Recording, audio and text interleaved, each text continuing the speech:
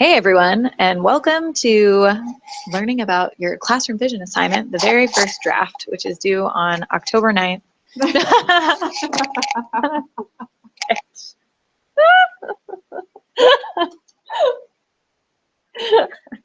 should leave this in.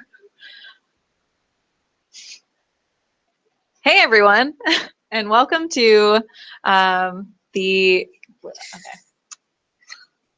What am I doing? The info slides. I know. Information about, great. Okay, Daria, cut it here and start now.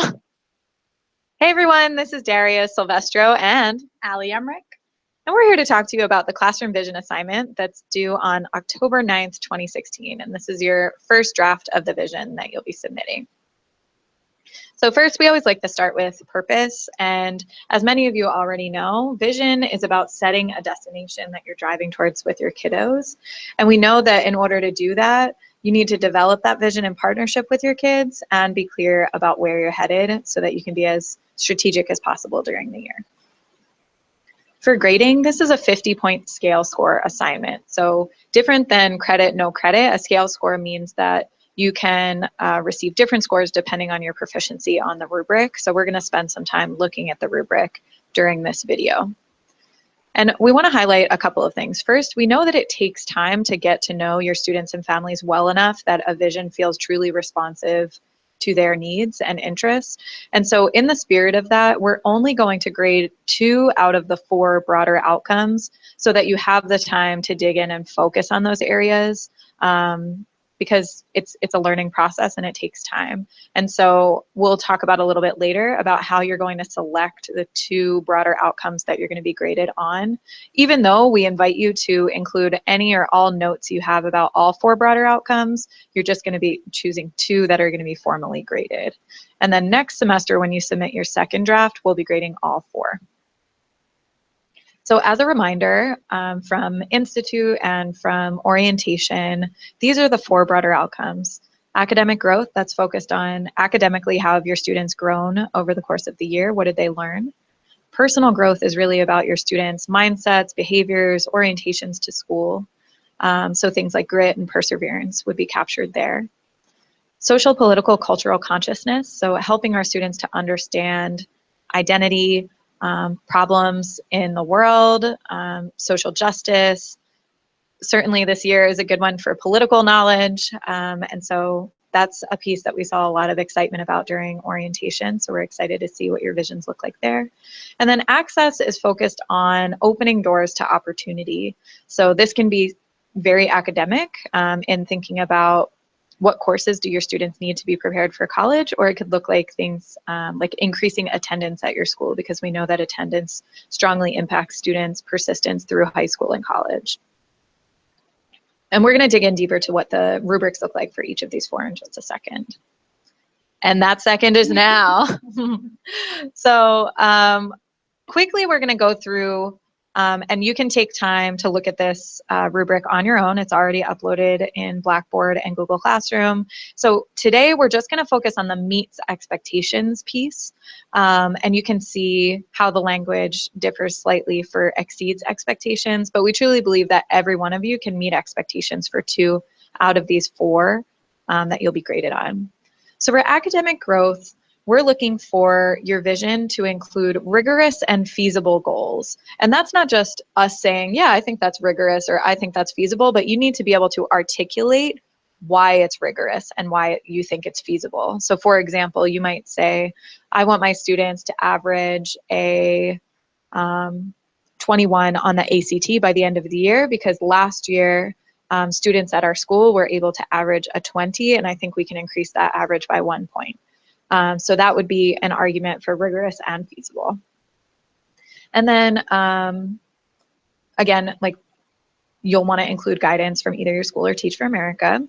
And you'll want to reference important skills or mindsets that connect to that content area or to that goal. So for example, an academic skill would be reading comprehension, for example. If you're a 3rd grade teacher and your students are moving from learning to read to reading to learn, then reading comprehension is an important academic skill for your students to know in order to meet their reading growth goal, as an example. So you need to have the goals that are rigorous and feasible, but you also need to reference some skills or mindsets that would connect to that academic growth. Next up, we have personal growth. And like we talked about before, those are the kinds of traits and mindsets that you believe are important to future student success. So you would need to identify those specifically. So you wouldn't want to just say, like, my students will work harder by the end of the year. You want to be more specific about they will persevere in reading for longer periods of time, or they will demonstrate grit in math by working on difficult assignments before asking for help from the teacher. And that gets to the second piece here that says the vision describes what it would look like for students to embody the traits and mindsets. But you might not have a clear progression throughout the year.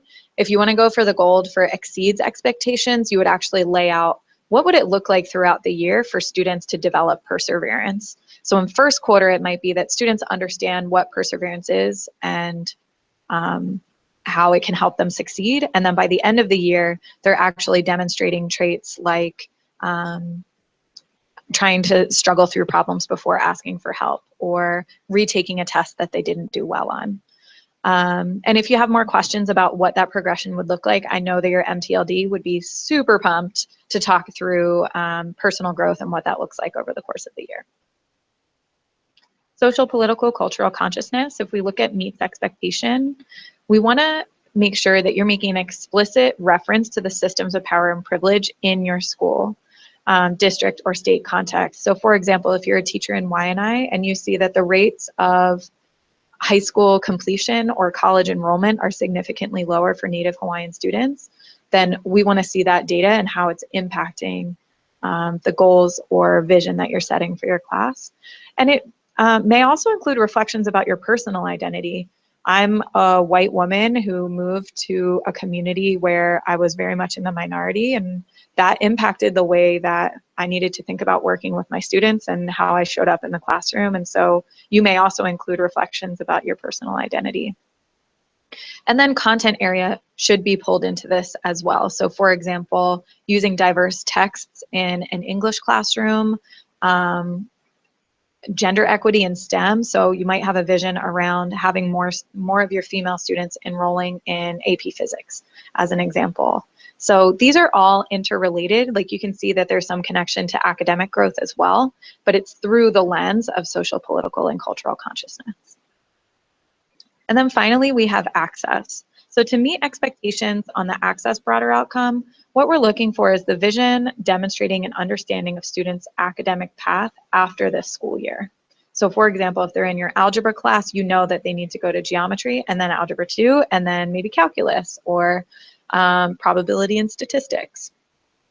And your vision should include the use of door opening assessments. So for example, using the ACT would be an example of access if you're really clear about how the ACT is going to help students on their educational trajectory. But you may not be 100% clear about how those assessments provide access. It might be more general. That's why it meets expectations and not exceeds.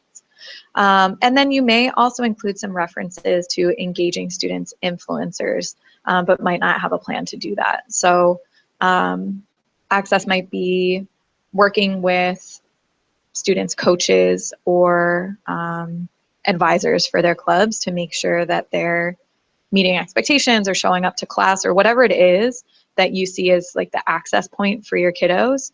This section of your vision should be responsive to that. And again, for each of these sections, your MTLD is going to be the one with the most context about your school community and your classroom, and they would be very excited to talk you through each of these. Okay, a few examples here for vision life hacks. First, I highly recommend that you revisit your notes from orientation, where you did several stations around the room and explored ideas relative to each of the 4 broader outcomes. And then just start drafting, start getting some ideas down on paper. It doesn't have to be perfectly organized. We included some examples here at tinyurl.com/vision examples, which should show you that there's no set format, but we do want to make sure that you're hitting the broader outcomes. And specifically, you need to be fully fleshing out 2 of the broader outcomes to be graded. And then you're going to talk with your MTLD. Give them a call. Some of you already signed up for vision check-ins with your MTLD. And I'm sure your MTLDs have offered themselves to have conversations about vision. Believe me, I work with all of them and they are hungry to talk to you about vision. And then once you have a solid draft in place, you're going to choose the 2 broader outcomes that you want graded. So you can either put in red at the top of your vision, grade, access, and academic growth, or you can highlight the sections that you want graded, but it should be abundantly clear to somebody who is not familiar with that document which sections you want graded, because you don't want them to guess. You want us to be grading the ones that you put the most energy into. And then you're going to submit to Blackboard or Google Classroom by October 9th at midnight. Anything I missed, Al? No, I'll just reiterate that while we're only grading 2 broader outcomes this time, make sure that you do include notes for the other 2 broader outcomes as well, because your MTLD may have thoughts in the feedback cycle now about those, which will just help set us up for success next semester. Awesome. Great recommendation. So if you have questions, don't hesitate to reach out to your MTLD or your instructional mentors. Each of them have drafted visions for their own classroom.